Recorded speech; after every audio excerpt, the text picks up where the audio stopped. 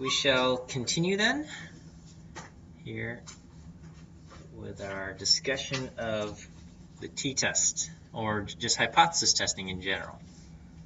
So let's see. All right, some more.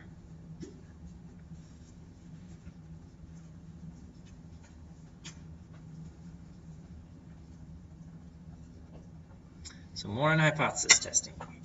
Let's see here. Okay, so let me talk about alpha. Okay, so alpha is what we call the significance level of a test.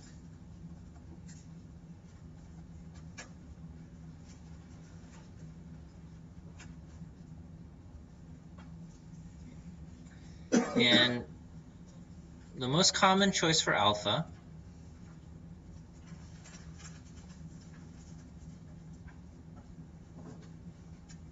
is equal to 0.05. And we say, so alpha is used in the way to make our decisions. If the p-value is greater than alpha, we do not reject the null hypothesis.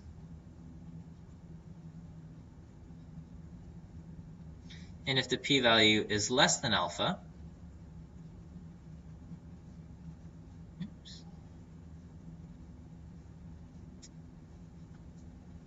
we reject the null hypothesis and conclude the alternative.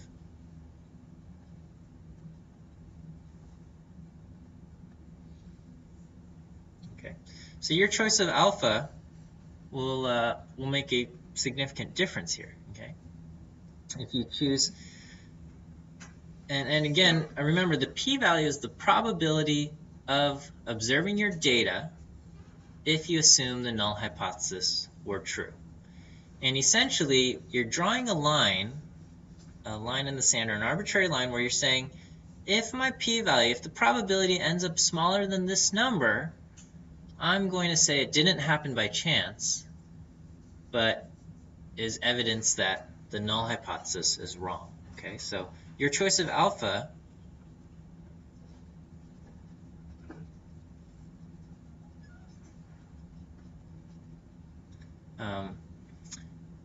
explains your willingness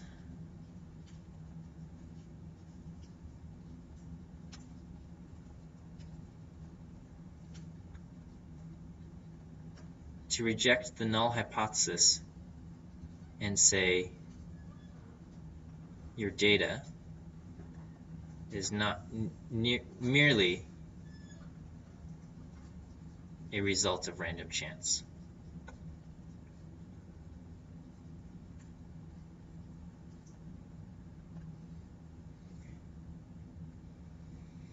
So, for example,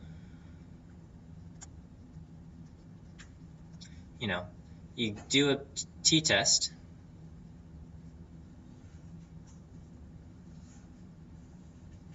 and your p-value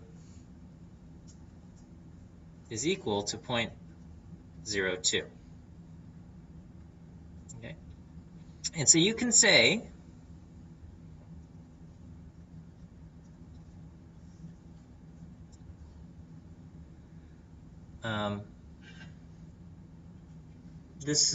this is unlikely to have happened by random chance. So you got a 1 in 50 chance that it happened by random chance. Okay, so you can say the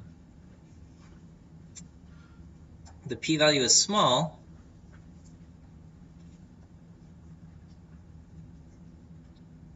so it is unlikely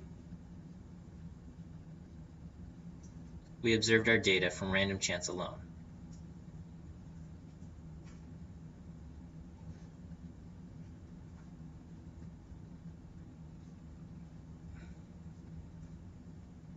Okay, therefore we reject the null hypothesis, your conclusion there. Okay. Is it possible that your data was a result of random chance? Yes. And what is that probability? 0.02. The p-value says this is the probability that your data resulted from random chance alone. Okay? And we're saying, well, it was only 0.02, so I'm going to reject the null. Okay? But could the null actually be correct, be true, and your data was a result of random chance? Yes. And that probability of that happening, or of getting your data this way, is 0.02. Okay? So by choosing a large p-value, or not p-value, choosing a large alpha, you will be rejecting the null hypothesis more often. Okay?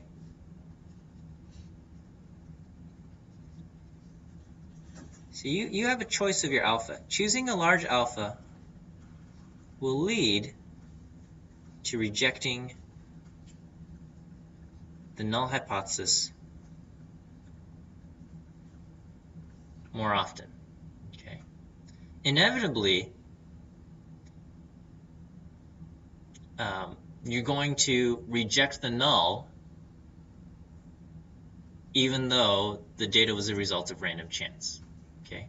If you continue doing t-tests, or if you continue doing statistical hypothesis tests, no matter what choice of alpha you choose, at some point you're probably going to, or you almost certainly will, make the mistake of rejecting the null because your data just happened to be one of those freakish samples.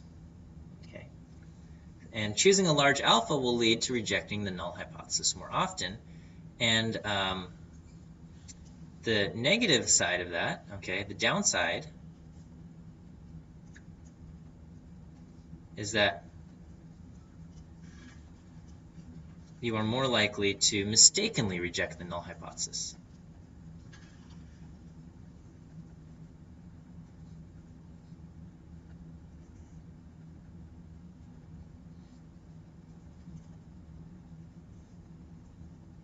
Okay. Say that. So we call these types of mistakes in our decisions statistical errors. Okay. So there are two, or I'll just say, what do I want to write?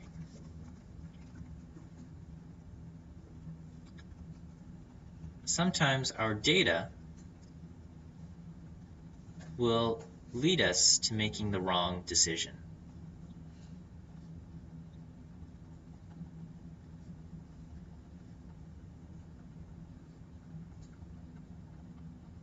Okay, so in one scenario,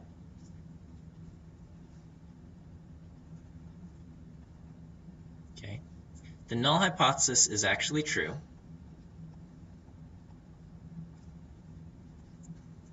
Okay, so maybe the cats and this other breed of dogs have the same mean weight. Okay, the null hypothesis is true, but our random sample of data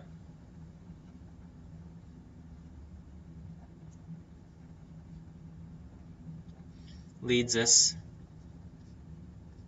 to reject the null hypothesis. Okay, so that means by random chance you happen to get a sample that was odd. So when you did your calculations, you get a small p-value, and based on your small p-value, you rejected the null hypothesis.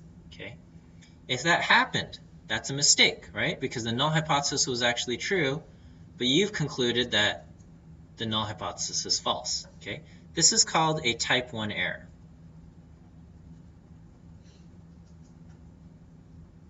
Okay, and that is rejecting the null hypothesis when the null hypothesis is true. Okay, essentially your p-value was less than alpha. Okay, it's not that you did a mistake in your calculations or anything like that. It's just because of the nature of random sampling, your random sample happened to be strange enough that you came to the conclusion that this oddity is not a result of random chance, but the fact that the null hypothesis is wrong. Okay? And so that would be a type 1 error. Okay? The other scenario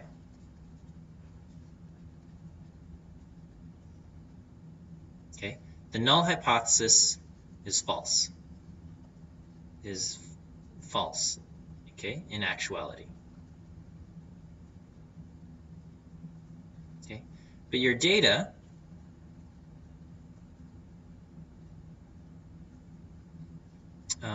does not lead you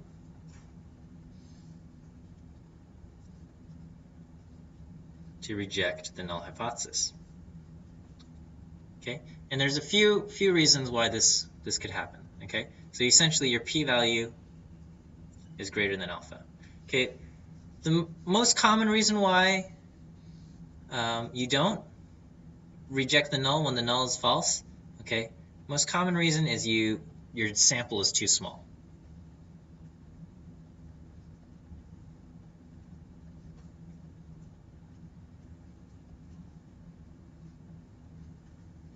Okay, but then the another possibility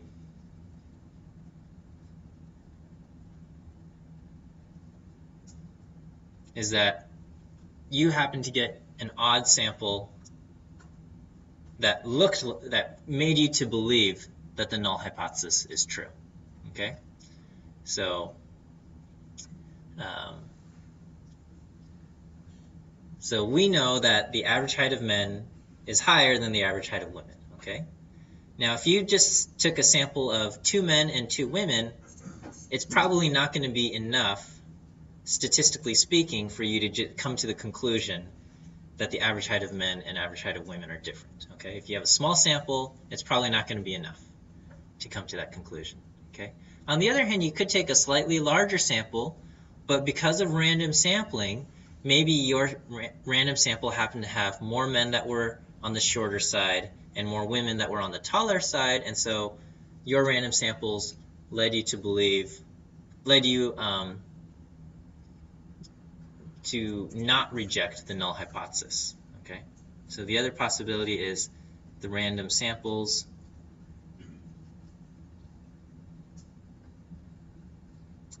just made it appear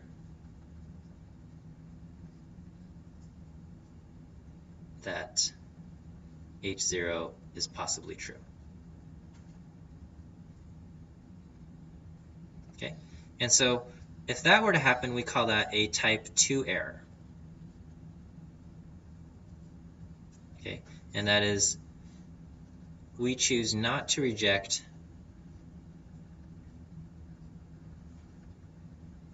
the null hypothesis even though the null hypothesis is false.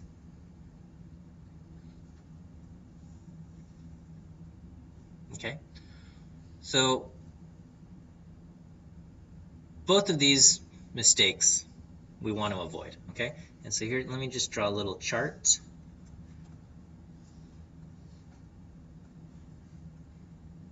So this I'm going to call the truth.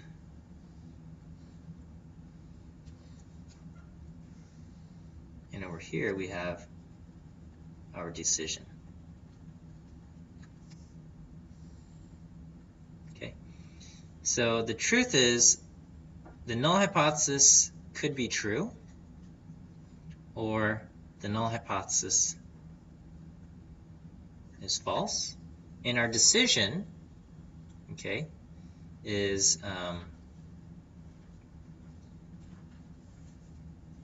do not reject the null, not enough evidence,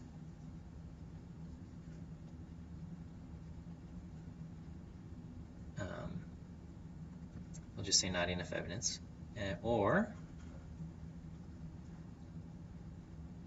reject the null. Okay, so if the null hypothesis is true and we don't reject the null, Is that a good thing or a bad thing? That's a good thing. That's the correct decision. Okay. But if the null hypothesis is true and we reject the null, that is a type 1 error. Okay. If the null hypothesis is false and we reject the null, that's the correct decision. And over here, if it's false,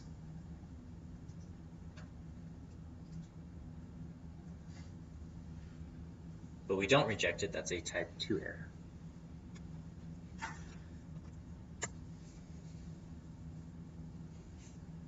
Okay. So again, our choice of alpha reflects our willingness to reject the null hypothesis. Okay, and so alpha is actually tied directly to the probability of a type 1 error. Okay, because if you say alpha is 0.05, then by random chance, your p-values will be less than alpha 5% of the time. And in those cases, you would reject the null, even though your p-value was a result of just random chance. Okay? Does that make sense? Okay, so if alpha is 0.05,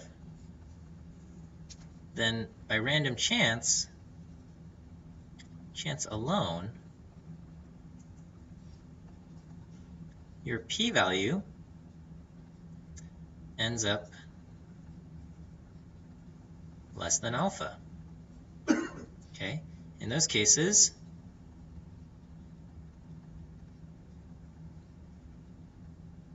you would reject the null hypothesis. But that's actually wrong. That is the wrong choice.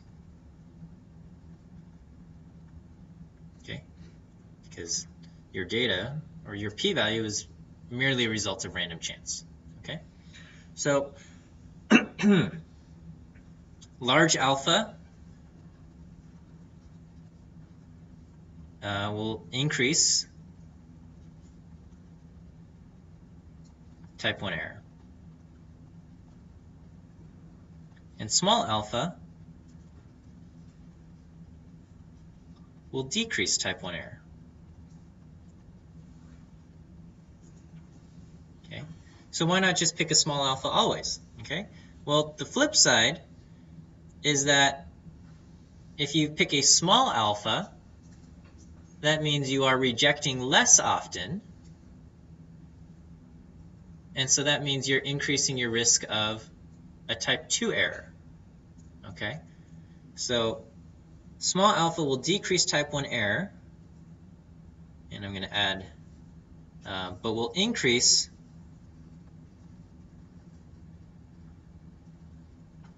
the risk of type 2 error.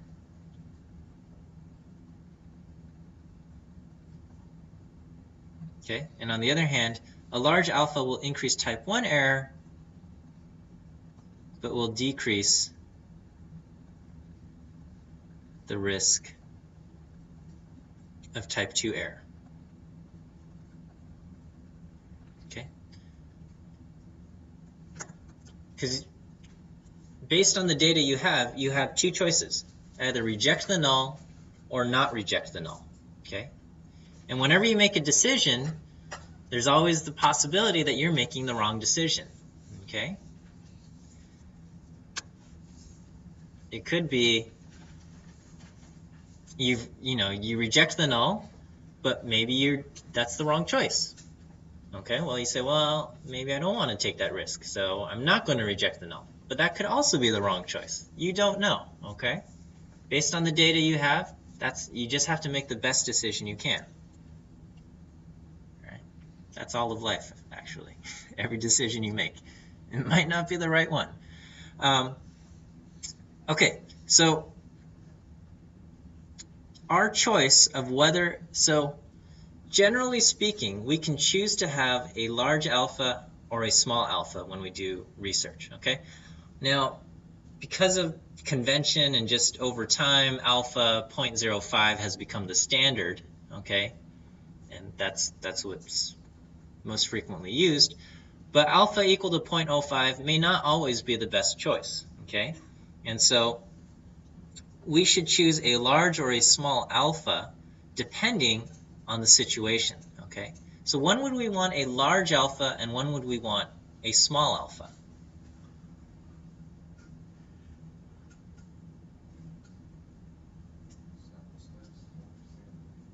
Okay.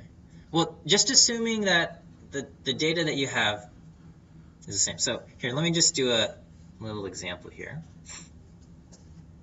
I'm going to start a new slide. All right. Okay, so imagine you have, smoke detector, okay? All right, what's the job? Why do people get a smoke detector put in their house?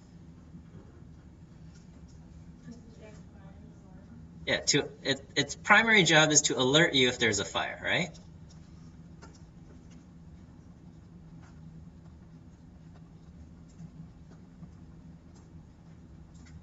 Okay. And you can imagine inside the smoke detector, if there was a person, not a person, but just a brain or something, there's a pair of hypotheses, okay? And what it does is it collects data, and it says it's using data to see if it can reject the null hypothesis. So in this case, what would our null and our alternative hypotheses for a smoke detector be?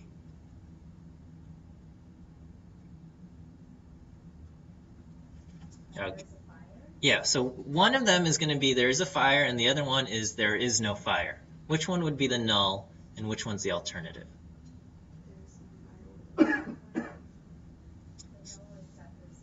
Yeah, the null is there's no fire, and the alternative is that there is a fire. Okay, and again, it uses data, or it uses its sensors, okay,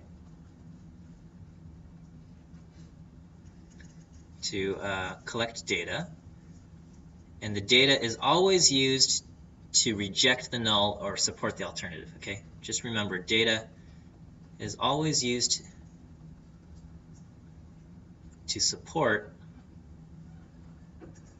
the alternative. It's never used to support the null. Okay, and so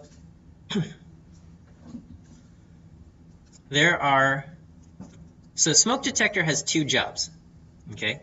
One is to alert you if there's a fire. What is the other job? And it's so obvious that you probably don't realize it. So one is to alert you if there's a fire, and the other, you said it is to be quiet if there is no fire, okay?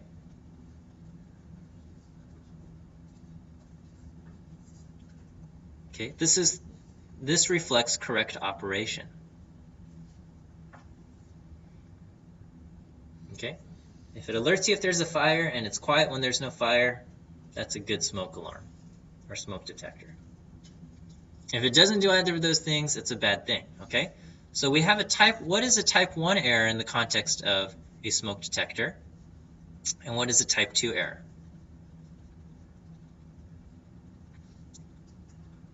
Type 1 error is rejecting the null when the null is true. So for a smoke detector, that would be what?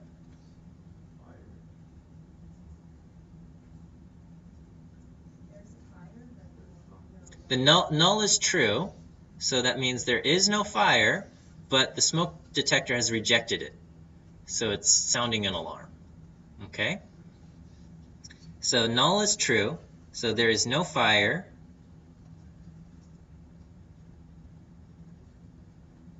but it sounds an alarm. Okay, which rejecting the null would be sounding an alarm, right?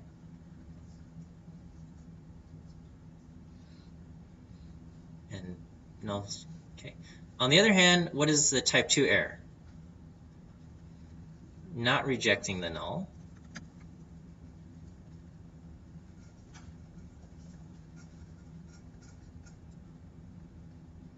And the null is false.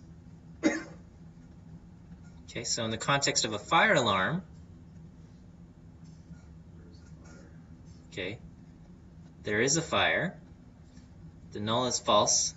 So there is a fire, but the alarm is silent, right? Okay, it chose not to reject the null. So in the case of these things, okay, we don't want any types of errors, but if we had to fault on one side, if we had to make one error over the other, which type of error would we prefer to make? Type 1, right? Type 2 error is potentially tragic. Type 1 error is just annoying. Okay, so in this case, type 2 error is worse.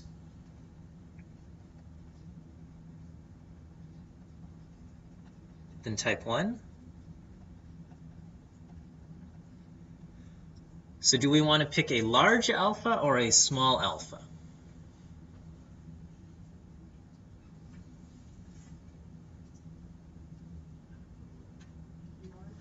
Yeah, so we would pick a large alpha.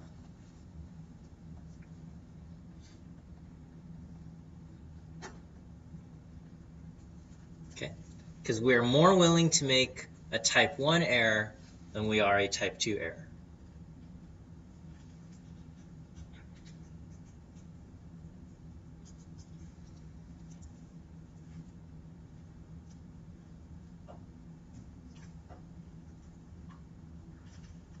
Okay, so in the context of this problem, or with a smoke detector,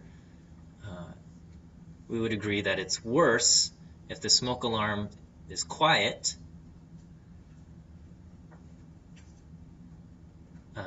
than if it makes a false alarm. So in that case, we would prefer to make a type 1 error, and so we would have a large alpha. Okay, so they make smoke detectors very sensitive. So if you have a properly functioning smoke detector, it'll probably alert you, if you overdid your toast or things like that. Okay, they make them really sensitive because they don't want to run the risk of there's an actual fire, but it's quiet. Okay, and so a lot of tests are set up to be very sensitive. Okay, so a lot of times you go to a doctor's office, or if you get like a biopsy or something, they want to see if you have disease or cancer or something. They usually make these tests very sensitive. Okay, and they say, oh, something was odd, but they also don't want you to freak out and say, oh my gosh, I'm going to die. So the doctor won't say, well, the test came back positive and that means you have cancer or something like that. They'll just say, okay, the test came back and we're going to need to do more tests on you.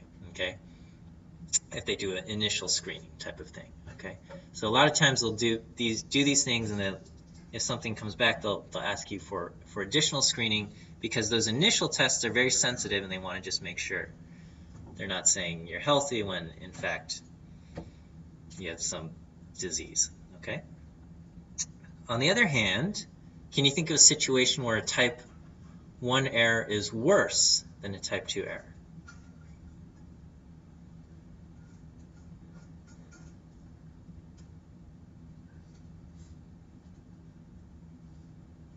Okay, well, I'll just tell you. All right, so another scenario, so just imagine a criminal court case, okay? All right, at least this is how our justice system is set up, Other nations may not be set up this way. But in our case, we always say the defendant is presumed innocent until proven guilty, right? So our null hypothesis is that the defendant is innocent. And then the alternative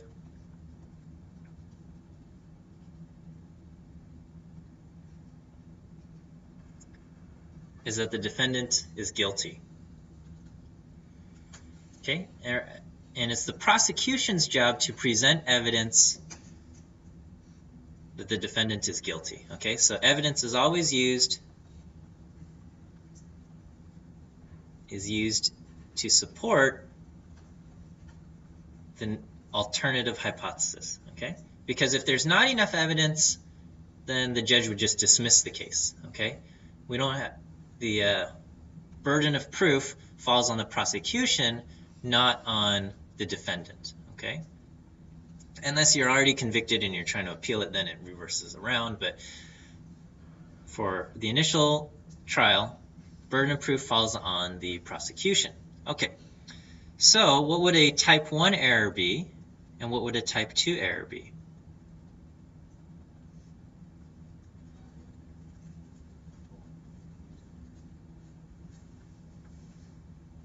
So again, your conclusions, the jury can come to two decisions, one of two decisions. One is a guilty verdict versus a what? Not guilty verdict. Okay, notice they never say innocent, because they're not trying to prove that the null hypothesis is true. So guilty would be rejecting the null, and not guilty would be not reject the null. So type 1 error would be rejecting the null when the null is true. So type 1 error would be a guilty verdict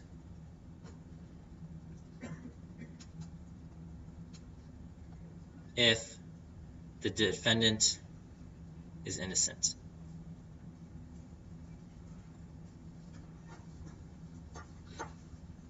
Okay. And a type 2 error would be a not guilty verdict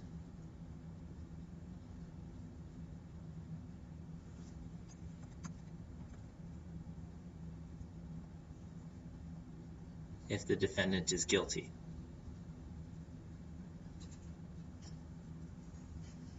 Okay. So over here we're basically letting a guilty person free. Guilty person go free. And in the other case, we are convicting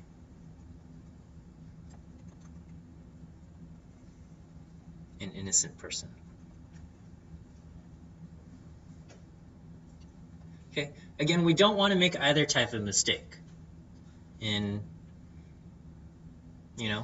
trials and juries and judges, they don't want to make an error. Either. They don't want guilty people to go free. They don't want to convict innocent people. But if you had to make a mistake, which one would we prefer to make, or which one would we consider to be worse? Okay, so it's set up.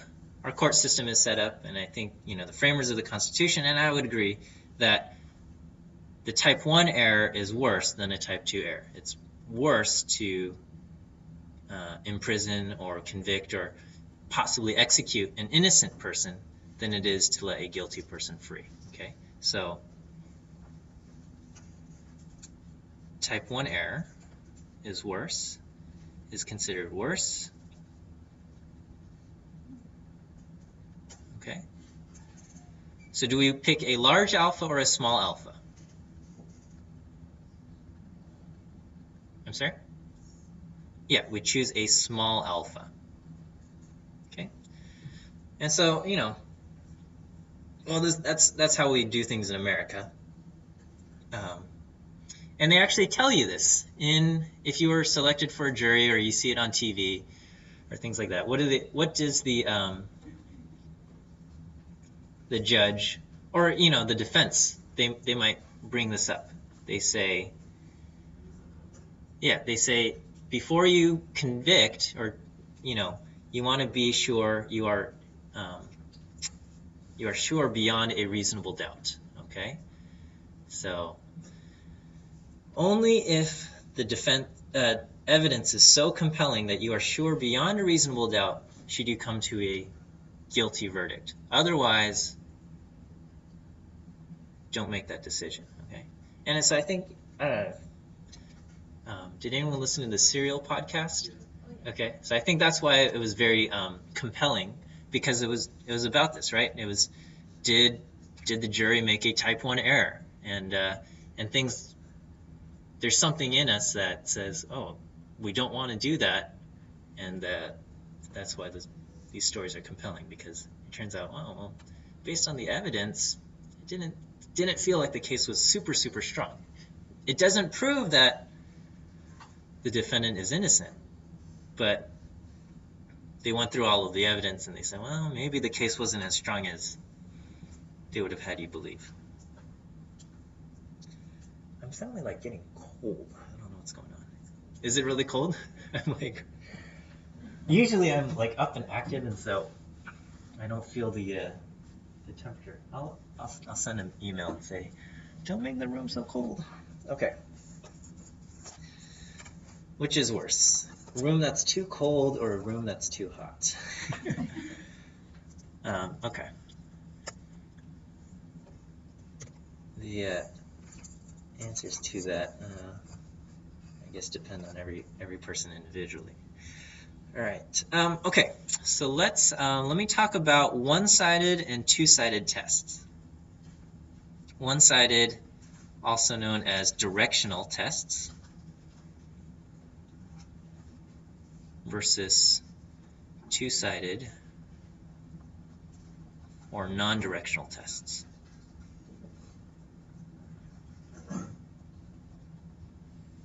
Okay.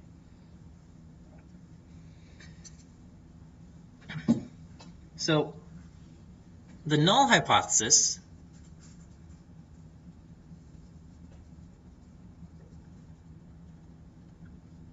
is always,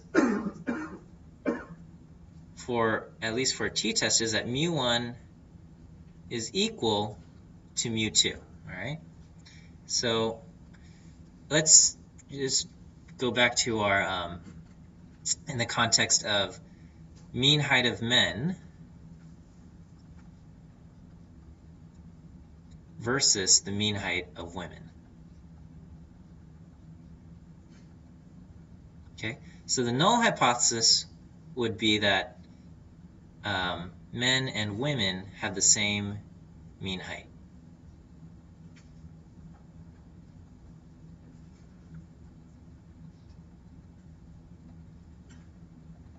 Okay. All right. Then you collect some data to try to answer this question. And we could ask a few different questions. We could say, do we have evidence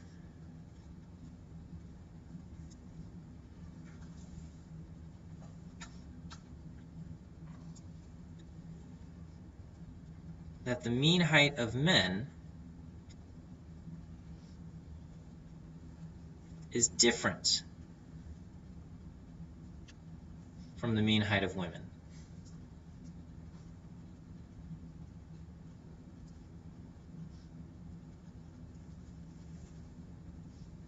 Okay. Another question could be, do we have evidence that let me just abbreviate this. Mu men is greater than mu women.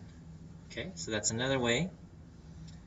And then we could also ask, do we have evidence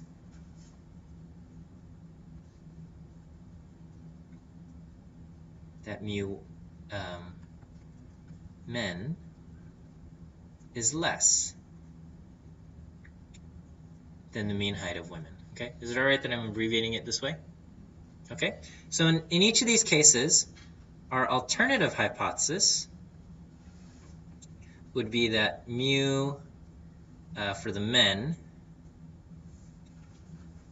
is not equal for mu women, or in this case it would be that mu men is greater than mu for the women.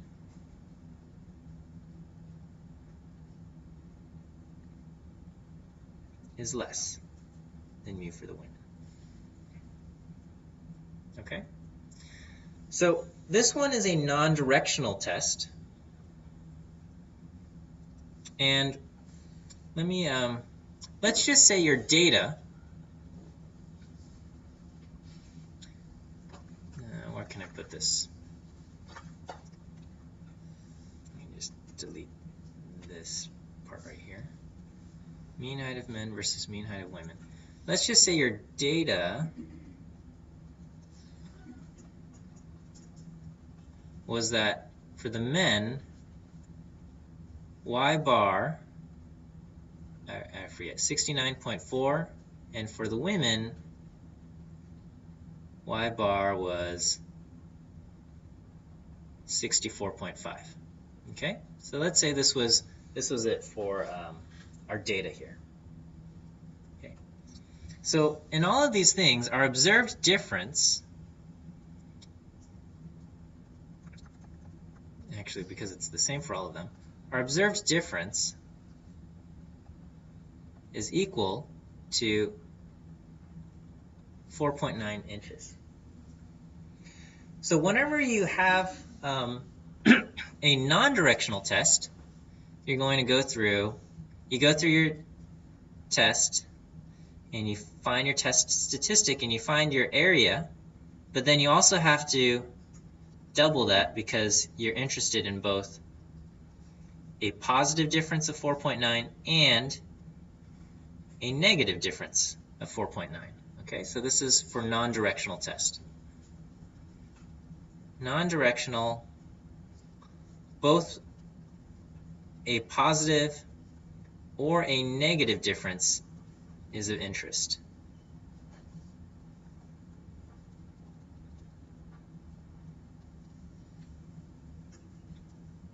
Okay.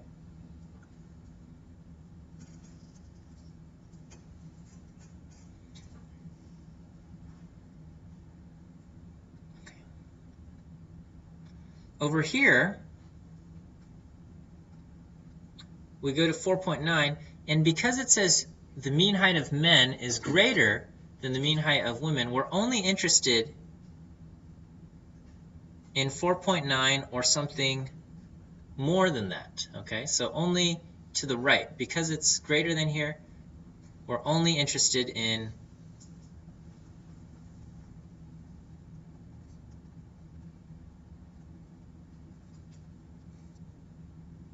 a difference of 4.9 or more. Okay, so essentially your p-value in this case is just equal to the tail area. Whereas over here, the p-value is 2 times your tail area.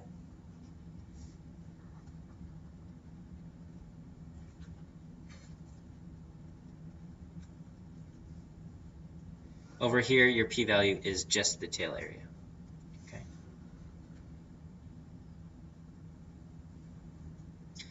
Okay, and lastly, because I've got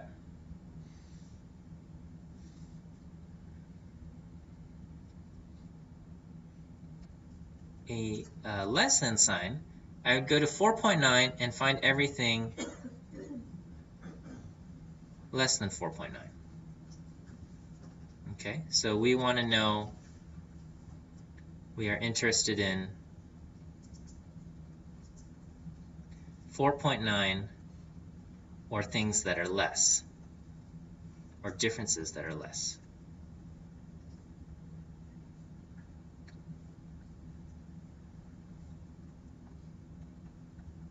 Okay, and in fact, when we read this question, do we have evidence that the mean height of men is less than the mean height of women? There should just be a common sense directionality check, okay? Common sense, we'll call it check for directionality.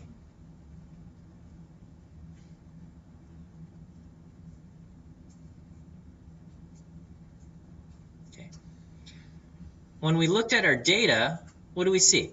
We see that the average height of the men in our sample is taller or higher than the average height of the women in our sample.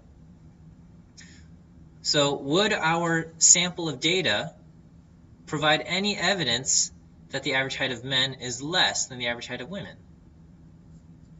No. Okay? The directionality in our data doesn't match the directionality in our alternative hypothesis. Do we see that? Okay. And so in this case, you don't even actually have to bother going through with the entire test. You can just say, hey, my data suggests, if anything, that men are taller than women. So will I have evidence to support the alternative here, that that the average height of men are shorter than the average height of women? No. Okay. So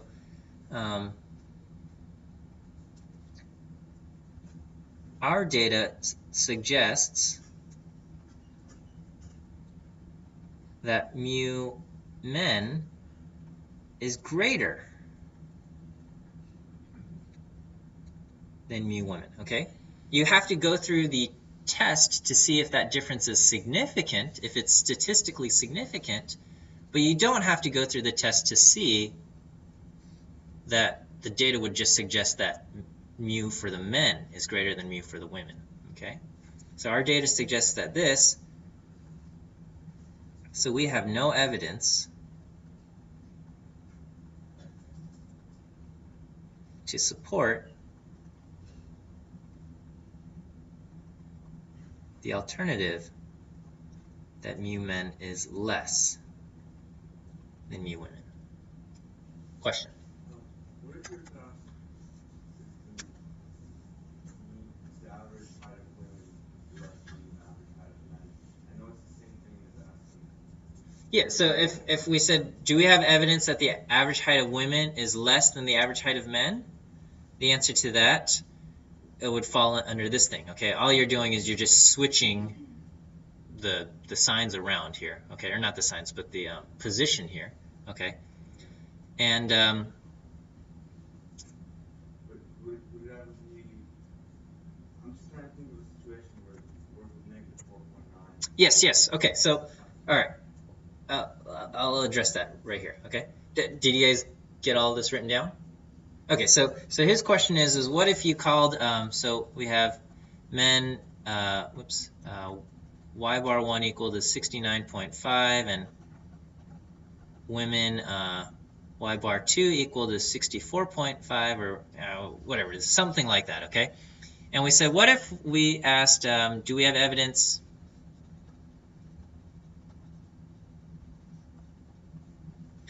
that mean of the women is less than mean of the men? Okay, so if we do our directionality check,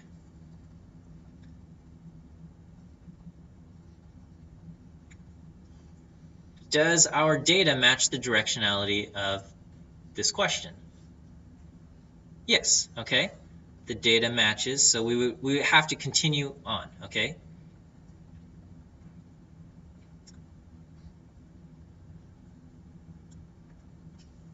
Okay, so in this case, our test statistic would be 64.5 minus 69.5 over the standard error. Okay, so our observed difference, and I think I used the different numbers, would be 64.5 minus 69.5, so I would get a -5. Okay, something was different, and I had -4.9 earlier.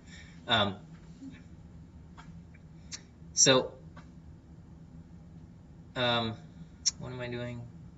Okay, so we're at -5. So in our case, the picture is right here, and I go to -5, and because it's a less than sign, I'm shading this area and the tail. Okay?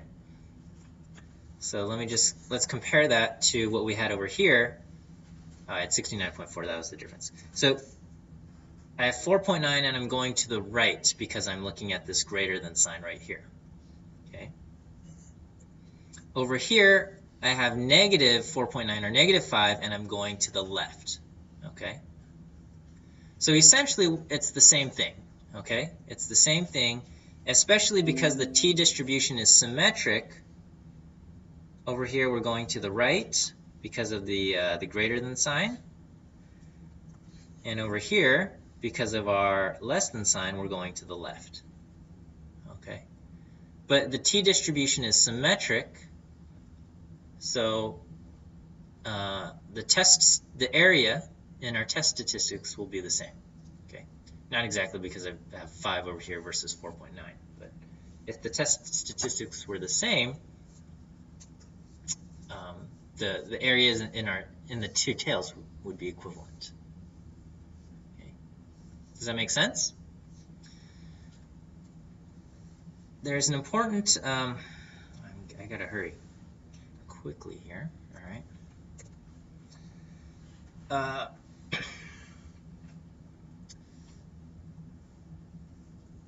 When we covered confidence intervals, okay, so recall confidence intervals for mu1 minus mu2. Do you guys remember what this looked like? We had y bar 1 minus y bar 2 plus or minus t star times our standard error. Okay? And what were the conclusions you could make from a confidence interval? Okay? There was something you would look for. You would look to see if a certain value was within your interval, and then based on that you would make a conclusion about whether or not there was a difference between the means of the respective populations. Do you remember? So that's the population mean for one sample. Okay. If 0 was in the interval, right? So you would look for 0. Look to see if 0 was between the ends of the interval.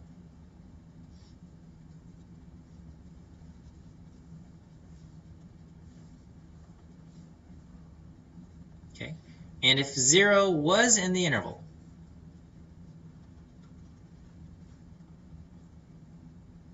what did that mean? No evidence of a difference.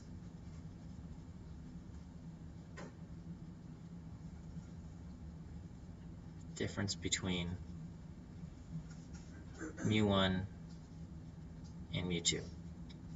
And if 0 was not in the interval,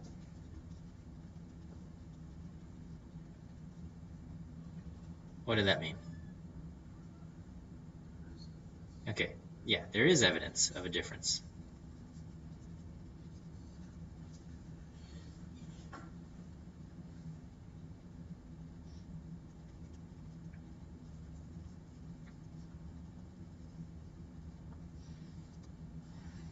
Okay, let's compare that to a non-directional hypothesis test or non-directional t-test. Okay, we have the null hypothesis is that mu1 is equal to mu2, and the alternative is that mu1 does not equal mu2. Okay, and over here we look at our p-value and compare it to alpha. Okay, and our conclusion was if the p-value was greater than alpha, then we do not reject the null hypothesis, and that would mean we do not have evidence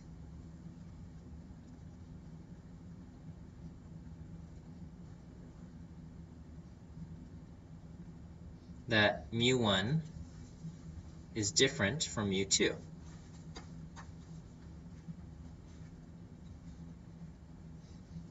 Okay.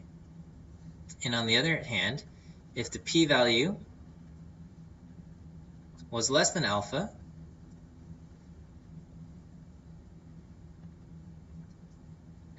then we reject the null hypothesis. And we do have evidence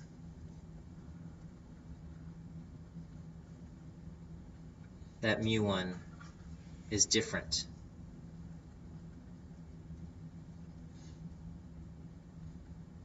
from mu2. Okay? Well, remember, over here, your selection of T star comes from the T table. And over here, the p-value that you end up using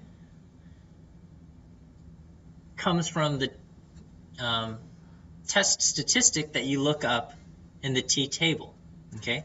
And so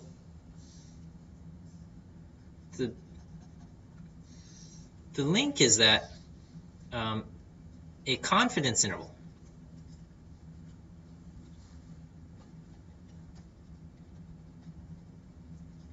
with, let's say, 95% confidence is equivalent to a non-directional t-test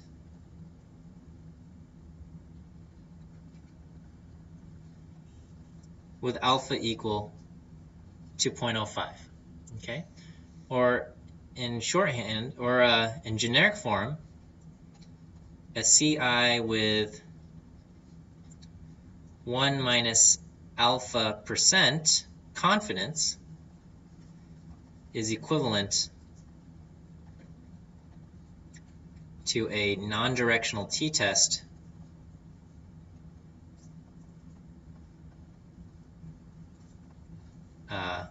with significance level alpha. Okay, so if you choose a 10% alpha, that would be equivalent to a 90% confidence interval. If you choose 1% alpha, that would be a 99% confidence interval, or equivalent. Okay.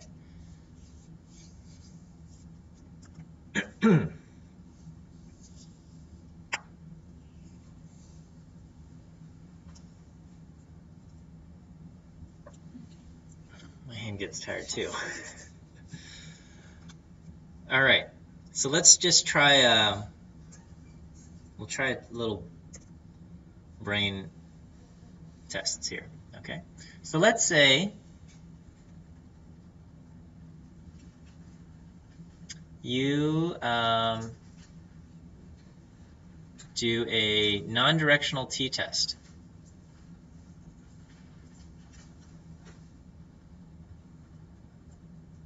Okay, and you use alpha equal to 0.05. Your conclusion is that you do not have evidence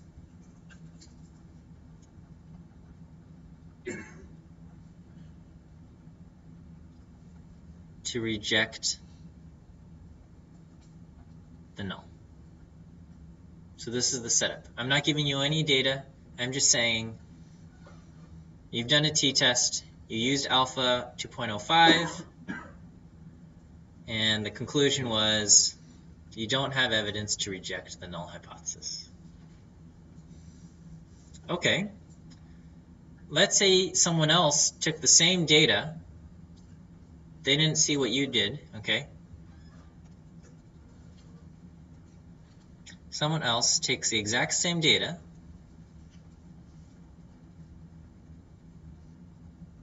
okay, also does a non-directional t-test.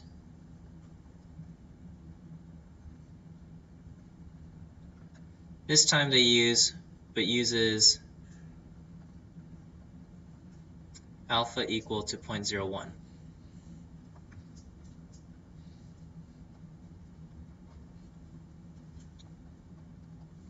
What conclusion would this person make? Don't shout it out. Okay. And then let's say the exact same thing, but uses alpha equal to 10%. What conclusion here?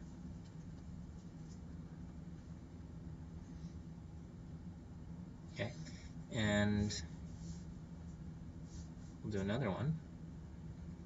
Someone else takes the same data,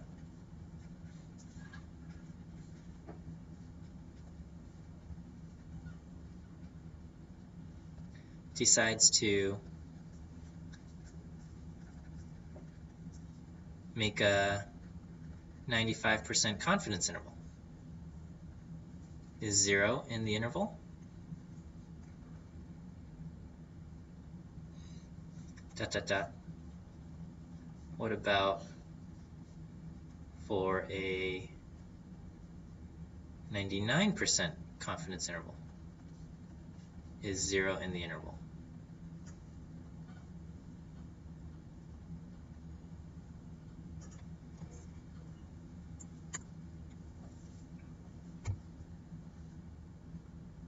Okay, should we answer these? You guys want to think about this?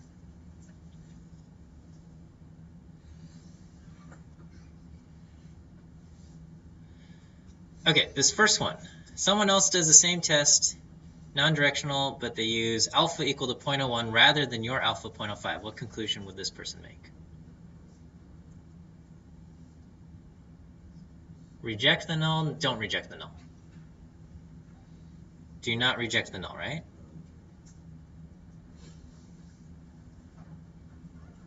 Okay, because from here, we don't know what our p-value is, but we do know that if I did not reject the null, I do know my p-value is greater than alpha. So that means my p-value, whatever it is bigger than 0.05. Okay. Over here, my alpha is 0.01. So if my p-value is bigger than 0.05, it's certainly bigger than 0.01. So I would not reject the null. What about over here? If I used alpha 10%.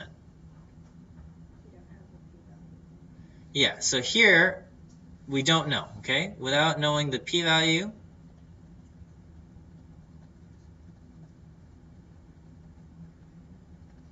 we cannot answer this question.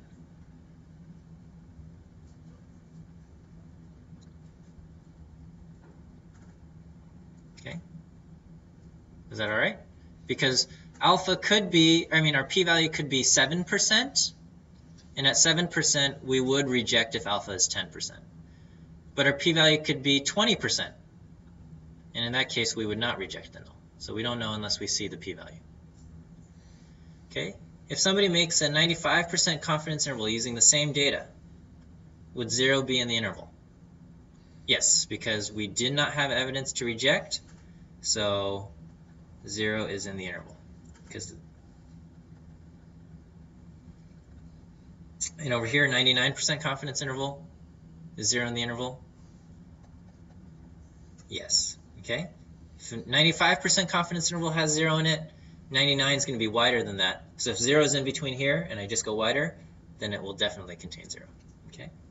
Yes. Why is it 0 in the interval? So over here, we concluded that we do not have evidence to reject the null. Okay? So if we do not have evidence to reject the null, that means 0 is in our interval. If we look at a confidence interval, if 0 is in your interval, you don't have evidence to reject the null.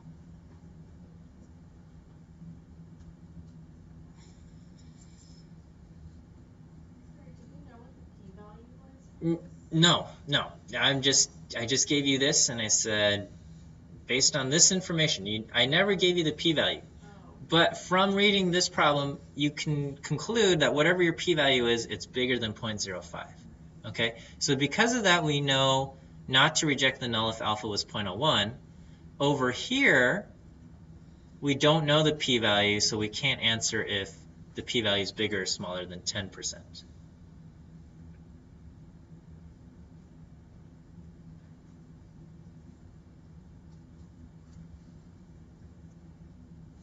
Okay.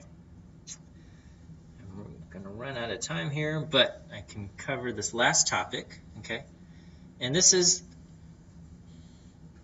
in, we're going to just do one section from Chapter 8. Okay. Chapter 8, section, or maybe it's section 1 and 2. Okay. So Chapter 7 is all about comparing the means from two independent samples. And Chapter 8 is all about comparing the means from what we call paired samples. All right. I'm skipping section 10 in Chapter 7 this week. We'll cover it next week. Okay. But then this is all we're also going to do of Chapter 8. Chapter 8 covers a whole bunch of different things for paired samples. We're just going to cover the basic one, which is a paired t-test. If you're interested, if you're going to be dealing with paired samples and things like that, they cover many more things, okay? But we're just going to learn the paired t-test, okay? So independent samples mean that sample 1, your choice of people in sample 1 has no influence on your choice of people in sample 2, and that they're coming from, your selections of the two samples have nothing to do with each other. So if the aliens selected 10 random men, when they select random women, it's also just random. And so the choice of the men over here have no influence on the choice of the women over here. Okay, they're not picking spouse couples or things like that. They're just 10 random men, 10 random women, or whatever. Okay. In paired samples, the numbers or your data from sample 1 are directly linked to the data in sample 2. Okay, so one key thing is that sample 1 and sample 2 will have the same, must be of the same size. Okay.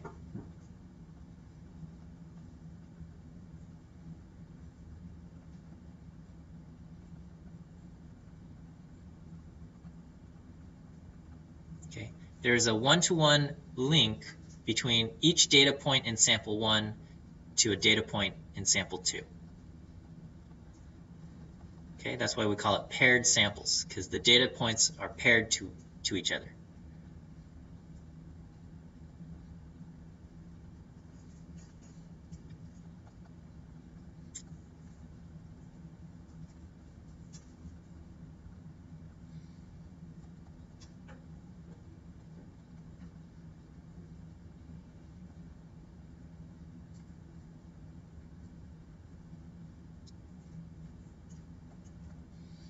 This technically should say that. Okay, so the most common scenario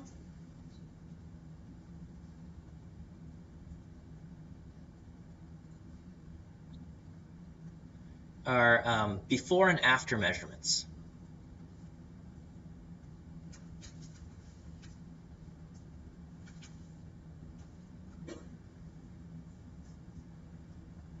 You measure someone's weight before, you measure their weight after. Okay, you are looking at each person. Each person is generating 2 points. Those 2 data points are linked to each other. Okay, so let's just try a simple example here. Let's say we have someone's before weight and their after weight.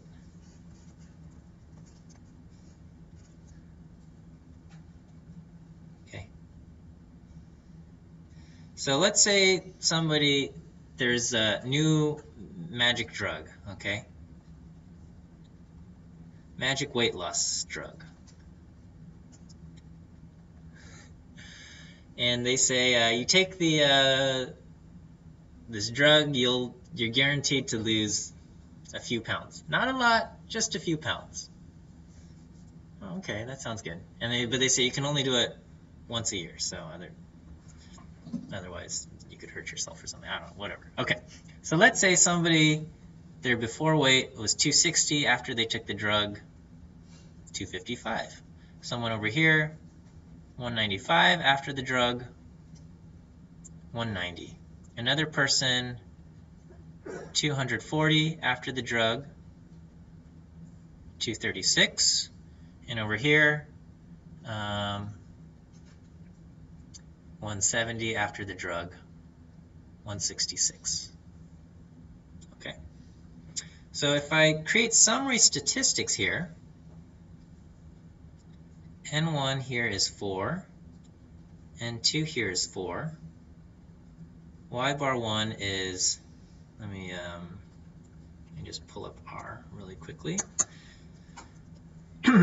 So let me get the mean of 260, 195, 240, and 170.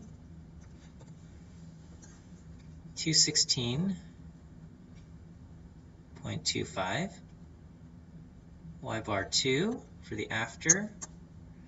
Or let me just do the standard deviation actually. 41.1 over here.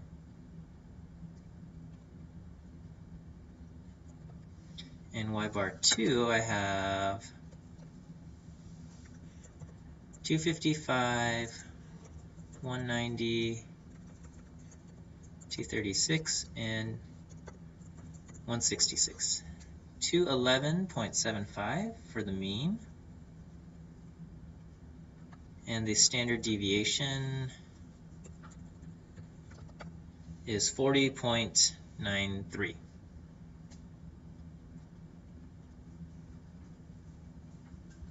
Okay, so let me just do this the wrong way. Okay, and we're going to treat this as unpaired samples. So if I do it the wrong way, unpaired samples, I would do mu1 is equal to mu2, alternative mu1, well, we'll do a directional test, so we would expect mu1 to be greater than mu2, right? Before and after, if somebody says magic weight loss, you'll lose some weight, we would expect mu1 to be greater than mu2. So my standard error would be the square root of 41.1 squared over 4 plus 40.93 squared over 4. And my test statistic would be 216.25 minus 211.75 over the standard error. Okay, so let's figure this out. 41.1 squared over 4 plus 40.93 squared over 4. Take the square root of this, I get 29.002. Okay, so I'll just use 29.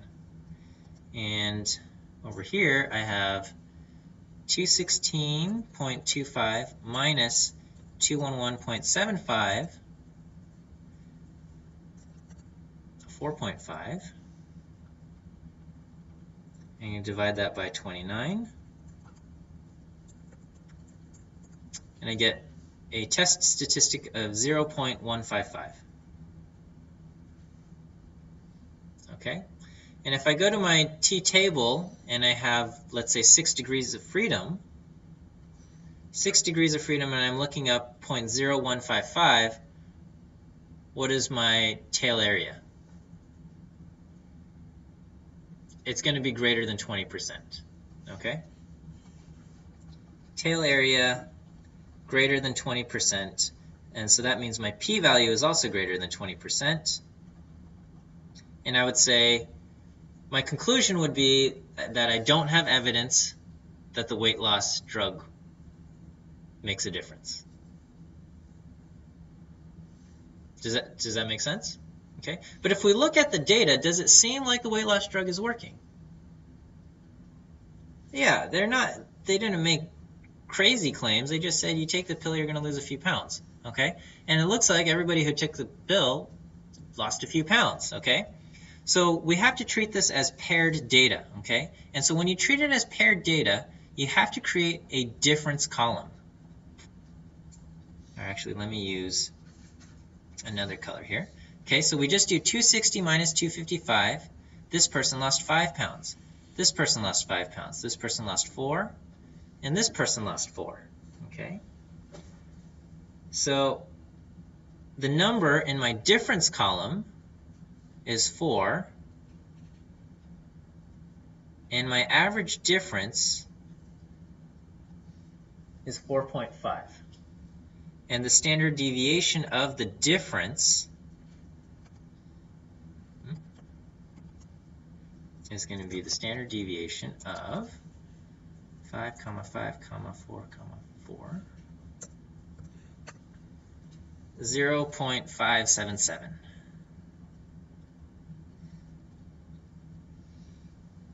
Okay, so the key is make the difference column.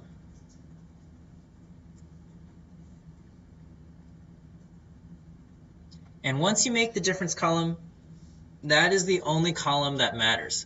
You can ignore the before column, you can ignore the after column. Okay? Difference column is the only thing that matters. Is now the only column that matters.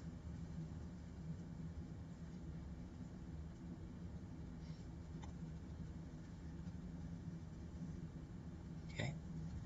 Your hypotheses are also slightly different, okay? Or is actually, I should just say is different, okay? You are now saying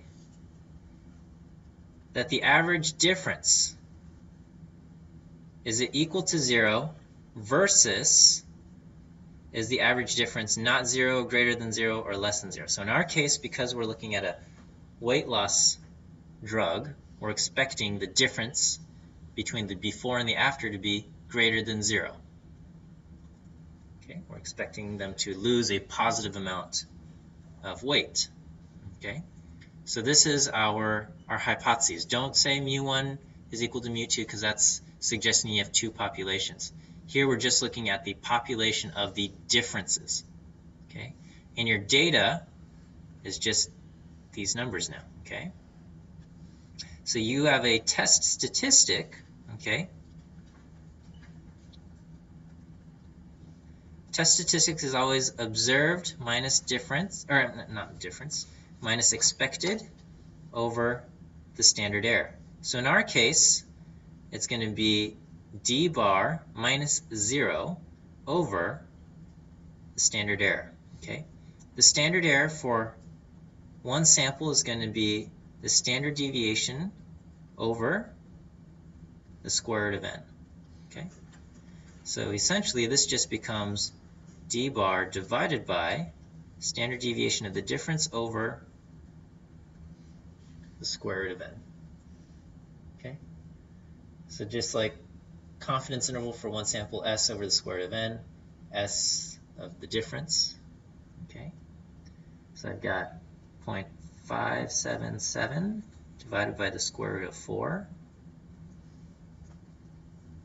0.577, that's divided by 2. 0.2885. And my difference is 4.5. Okay, so let me just move this up here. T is going to be 4.5 over 0.2885.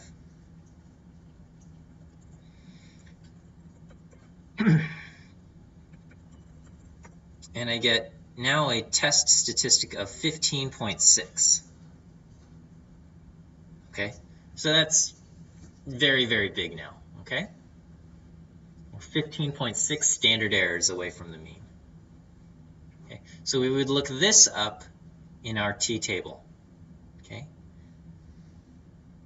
the key here, how many degrees of freedom do we have?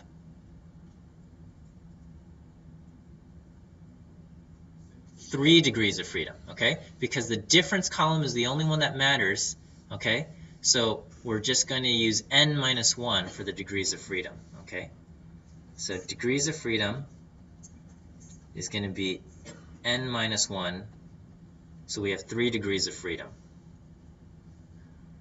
Okay, so then I would just go to my table, look up 3 degrees of freedom. I try to find that number 15.6. The last number is still quite big at 12.924, but 15.6 is still beyond that. So my conclusion is that my p-value is less than 0.0005. Okay, look this up in the table. Look up in table. So then we reject null hypothesis, and we see that the drug works or helps lose weight or whatever. Magic weight loss. If this is the data, even though we've only looked at 5 people, it seems that it's working here, okay? Or 4 people, okay? So what was going on is that when we were looking at the unpaired data, these differences of 5 pounds, 4 pounds, the differences produced there was lost in the overall standard deviation between the individual people, okay? We had people who were as low as 170, other people weighing 260 pounds. There was a large difference there, and so the test over here couldn't detect a change of 4.5 pounds, okay? However, if we look only at the differences, it looks like everybody is consistently losing 4 to 5 pounds, and so when you do the test with the paired data, it shows. Okay? All right, so that's